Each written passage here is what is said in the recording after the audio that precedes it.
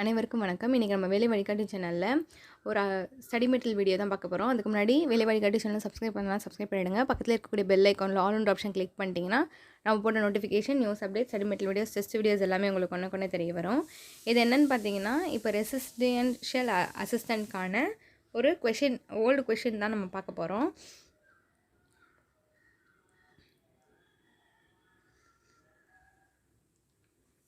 First one பாருங்கள். இந்த table fork and knife are kept on the dash and dash side of the guest. அதாவது முள்கரண்டி மற்றும் கத்தி ஆகியவற்றை விருந்தினரின் மேஜையில் டேஷ் மற்றும் டேஷ் பக்கத்தில் வைக்க வேண்டும் அப்படின்னு கேட்டிருக்காங்க.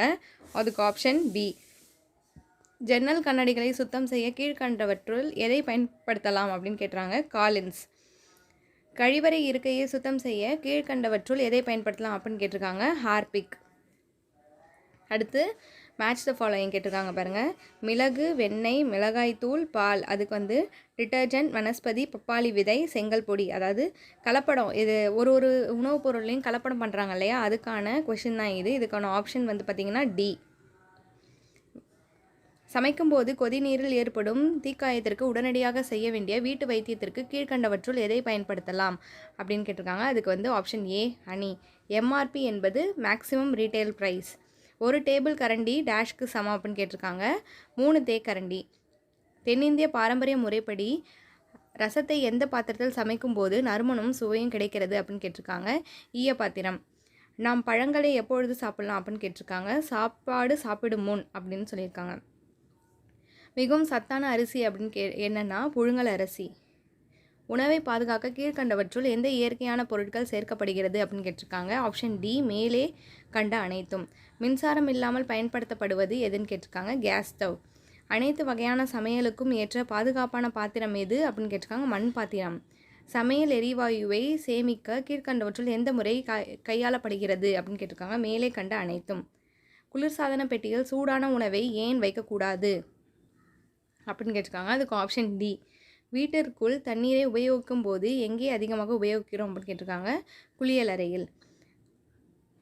அதுக்கப்புறம் அதே வாட்டேஜ் பயன்பாட்டில் அதிக வெளிச்சத்தை கொடுக்கும் விளக்கு எதுன்னு கேட்டிங்கன்னா எல்இடி.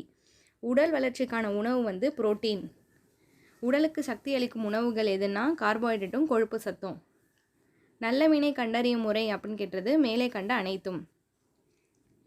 முளைக்கட்டிய தானியங்களின் நன்மைகள் மேலே கண்ட அனைத்தும். நல்ல தரமான புதிய முட்டை அப்படின்றது நீரில் மூழ்கும். உணவு சமைப்பவர் தொப்பி அணிவது உணவில் முடி விழுவதை தடுக்க மற்றும் வியர்வையை உறிஞ்ச. முழுவதும் நிரம்பிய ஒரு வீட்டு சமையல் கேஸ் சிலிண்டர் மொத்த எடை என்னன்னு பார்த்தீங்கன்னா 29.5 kg. இது 450 ml × 5 = எத்தனை லிட்டர் எத்தனை மில்லி கேட்டிருக்காங்க. 2 லிட்டர் 250 மில்லி. 1006 கிராமுக்கான ஈக்குவேஷன் பார்த்தீங்கன்னா 1 கிலோகிராம் 6 கிராம். பயன்படுத்தப்படாத அரிசியில் எந்த விட்டமின் சத்து அதிகமாக இருக்கிறது? Vitamin B1. உலகில் மிகச்சிறிய பறவை ஹம்மிங் பேர்டு. உலக உணவு தினம் அக்டோபர் 16.